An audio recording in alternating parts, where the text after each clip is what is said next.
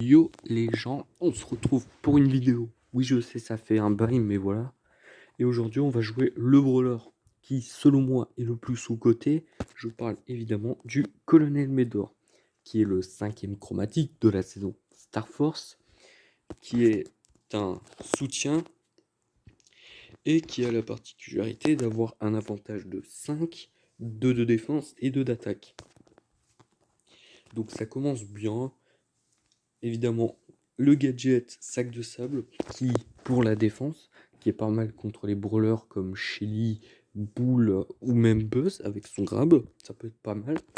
Et la radio militaire qui invoque plusieurs petites météorites qui vont être là pour Footless Ball. C'est un gadget qui est un peu plus nul, non pas nul, je dirais un peu moins ouf, mais ça c'est un gadget que tu vas utiliser quand tu vas coincer l'adversaire. Donc je conseille plus le sac de Sam. Pour ces Star Power, ben, je vous conseille avantage aérien si vous le jouez en 3v3, car généralement ben, vous allez mourir rapidement, donc ça sert à rien de jouer le promotion qui va redonner toutes les secondes 30 points de vie à vos alliés, il va les rajouter sur leur point de vie max. Ça c'est un Star Power qu'il faut jouer en duo pour pouvoir plus tanky. Et donc pour pouvoir gratter les top 2, voire même les top 1 pour devenir une machine de guerre. Donc autrement je vous conseille premier gadget et deuxième Star Power sur votre colonel Médor. Et autrement aujourd'hui dans ce gameplay on va essayer de comprendre pourquoi colonel Médor est le brawler le plus sous-coté et essayer de voir comment bien jouer. Donc on est parti en survivant plus avec le petit toutou. Donc il y a une Bibi avec le bouclier. Alors, ok, il y a un Surge. Ok, il faut que je le tue le Surge parce qu'il peut péter les couilles. En plus, moi j'ai de la portée, pas lui. Ok. Faut que j'arrive à casser les boîtes, mais c'est impossible avec le Surge et la Bibi. Faudrait que la Bibi elle se décale vers la gauche pour qu'elle me laisse la caisse. Oh, il y a un Dynamite qui a tué le Surge. Oh putain, il y a la Ambre qui se met bien. Oh, j'ai eu un petit freeze. Putain, je suis mal barré et j'ai pas de caisse. J'ai juste ça, donc c'est comme si j'avais que 2 power cubes. Et il y a la Bibi qui a tué le Dynamite.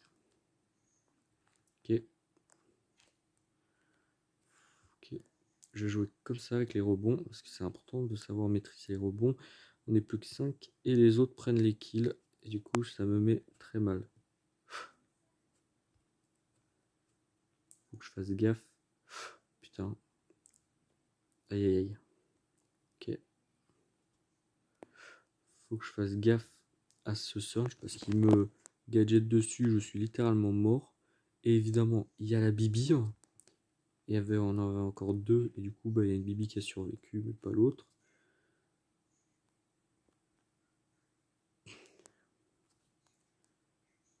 Putain. Ok.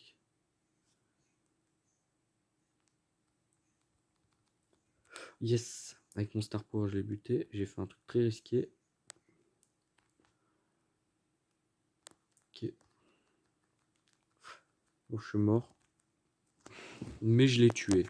Mais comme je suis mort, bah, j'ai pas le kill. Donc c'est vraiment dommage. Mais au moins, je gagne 6 trophées. Bon, maintenant qu'on a fait une game, on va un peu expliquer ses points forts et ses points faibles. Donc déjà, ben, comme vous l'avez pu voir, en point faible, ben, on a littéralement vraiment des points de vie de merde. 3920, surtout pour un soutien, quoi. Pour un brawler soutien, avoir des points de vie aussi bas, bah, c'est pas ouf. Et du coup, tu peux pas vraiment soutenir. Ok, un stu.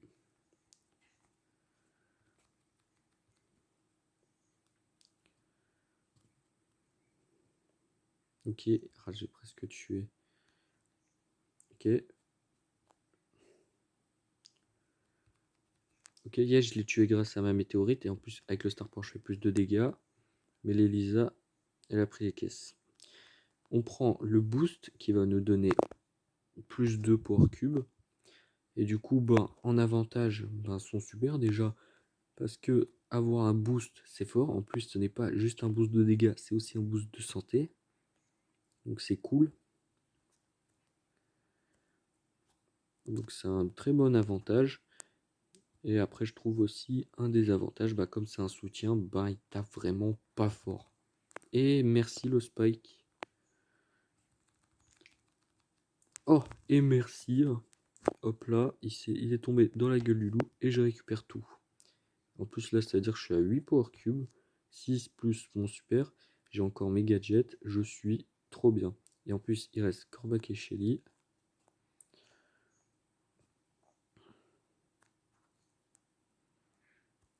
Hop là, quand tu...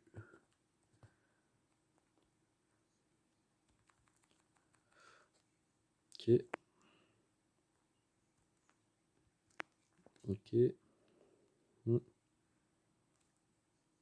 Merde, ça a mal placé, donc voilà. Bon, après, j'ai l'avantage, mais ça veut rien dire. Et hop là, je le tue en 2 coups grâce à mon super. Et là, je fais top 1 avec un total de 5 kills. Et voilà, c'est incroyable. Et je pense qu'on va s'arrêter là pour cette petite vidéo pour jouer le brawler le plus sous-coté. Je parlais bien évidemment de Colonel Médor. Pour conclure, Colonel Médor, c'est pas un mauvais brawler.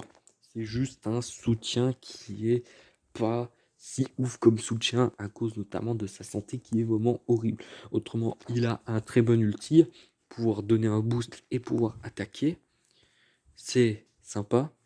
Même si je pense qu'en vrai, ce brawler devrait être buff pour être beaucoup plus joué. Notamment car moi je trouve qu'en vrai, Colonel Meldor, c'est un brawler qui a du potentiel. Et je suis un peu déçu de l'avoir un peu oublié, de l'avoir un peu laissé de côté. Autrement, j'espère que ça vous a plu. Si c'est le cas, et ben ciao.